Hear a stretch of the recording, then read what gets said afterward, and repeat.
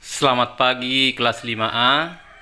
Juga selamat pagi buat orang tua siswa kami yang setia mendampingi anak-anak kita di rumah dalam proses pembelajaran jarak jauh. Nah, kepada kelas 5 kita masih di tema 1, organ gerak hewan dan manusia. Subtema 1 juga, manusia dan lingkungan. Hari ini kita belajar muatan bahasa Indonesia. Materi kita tentang ciri-ciri ide pokok, ciri-ciri kalimat utama, ciri-ciri kalimat penjelas, dan fungsi kesimpulan teks. Inilah yang kita bahas pada hari ini. Baiklah, sekarang kita mulai pelajaran kita, yaitu menjelaskan ide pokok. Ide pokok adalah topik utama yang dibahas pada suatu teks. Nama lain ide pokok adalah gagasan pokok atau pikiran utama. Ide pokok selalu berada pada kalimat utama. Sekarang kita masuk cara menentukan ide pokok suatu teks. Bacalah teks dengan cermat. Cermatilah kalimat dari awal hingga kalimat terakhir pada setiap paragraf. Temukan kalimat utama pada setiap paragraf. Kalimat utama biasanya terdapat di awal atau di akhir atau awal dan akhir setiap paragraf.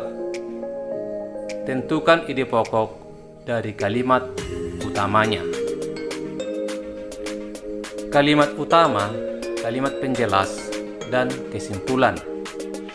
Kalimat utama adalah kalimat yang memuat ide pokok atau gagasan utama yang digunakan sebagai acuan pengembangan sebuah paragraf. Kalimat utama merupakan penjabaran dari ide pokok yang dikemas menjadi sebuah kalimat. Kalimat penjelas atau kalimat pendukung adalah kalimat yang menjelaskan lebih lanjut tentang kalimat utama. Kesimpulan adalah ulasan singkat yang merupakan intisari dari suatu paragraf. Kalimat utama memiliki ciri-ciri sebagai berikut: mengandung sebuah pokok pikiran atau permasalahan yang dapat dijelaskan lebih lanjut.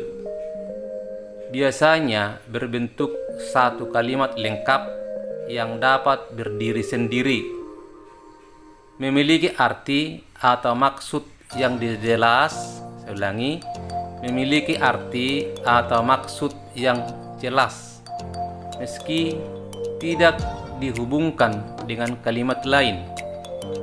Kalimat utama dapat dibentuk tanpa kata hubung atau konjungsi.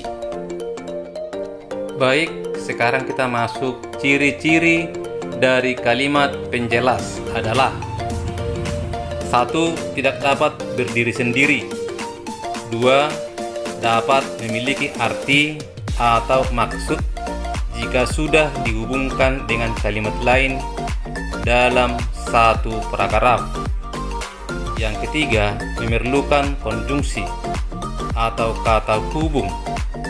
Yang keempat, bisa saja berisi keterangan, contoh, atau informasi lain yang mendukung kalimat utama.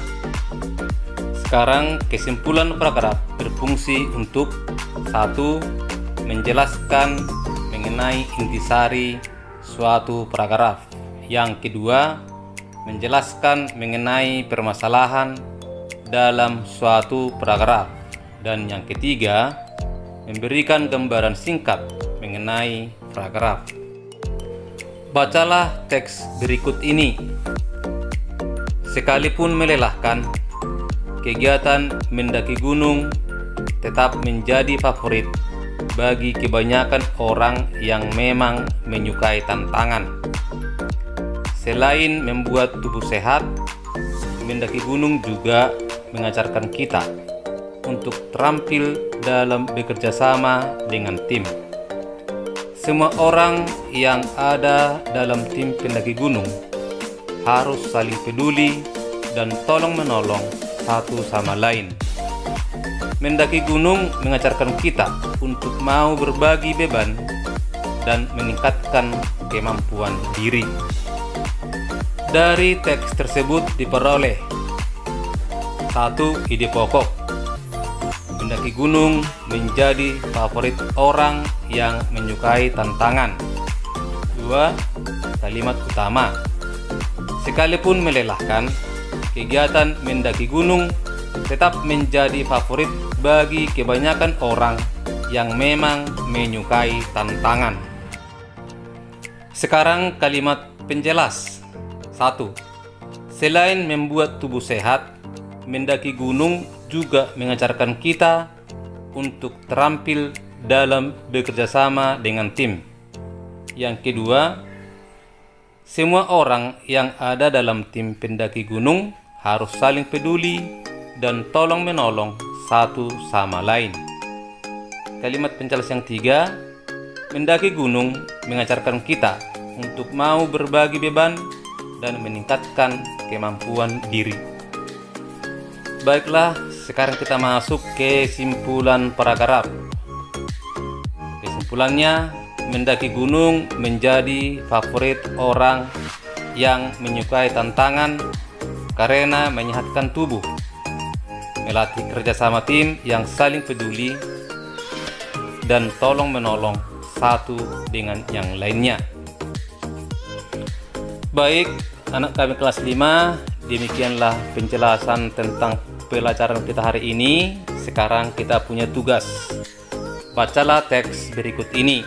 1. Otot rangka juga dapat disebut otot sadar.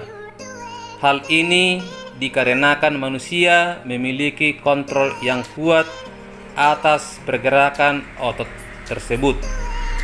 Gerakan yang dilakukan otot juga amat bervariasi, mulai dari yang kuat, cepat, atau yang membutuhkan kesabaran atau ketepatan.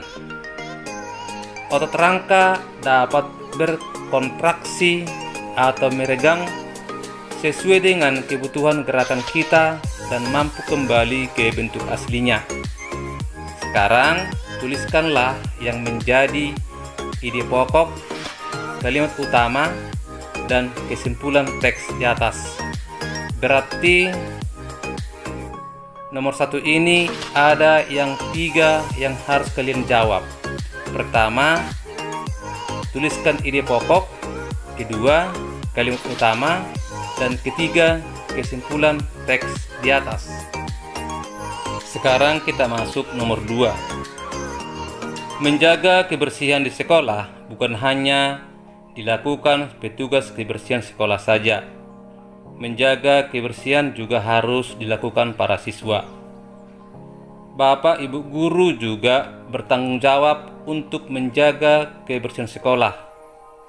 Karyawan sekolah, mulai tata usaha, kantin, koperasi, satpam, dan sebagainya juga harus sigap menjaga kebersihan sekolah. Semua warga sekolah wajib menjaga kebersihan sekolah.